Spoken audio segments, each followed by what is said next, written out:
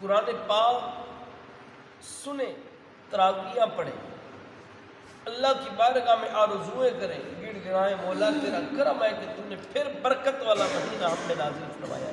سبحان اللہ۔ اچھا یہ بھی دیکھیں، مہینہ پتہ ہی نہیں چلتا کیسے ختم ہو جاتا ہے۔ یہ دیکھ لیں، صرف چاند طلوع ہونے کی دیر ہے، وہ اتنا جلدی آتا ہے پتہ ہی نہیں چلتا، اور اتنا جلدی جاتا ہے پتہ نہیں چلتا۔ جس طریقے سے اس کی آمد جلدی ہوتی ہے، اسی طریقے سے اس کا جانا بھی جلدی ہوتا ہے۔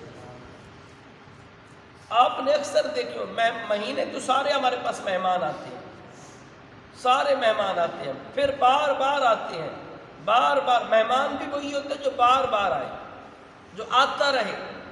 لیکن کچھ ایسے مہمان بھی آتے ہیں ہمارے گھروں میں جو آتے ہیں، کہتے ہیں بس مجھے جلدی ہے، بس یہ چاہتا تھا کہ آؤں تیرے گھر 2 منٹ کے لیے، تیرا شکوہ دور کروں اور چلا جاؤں۔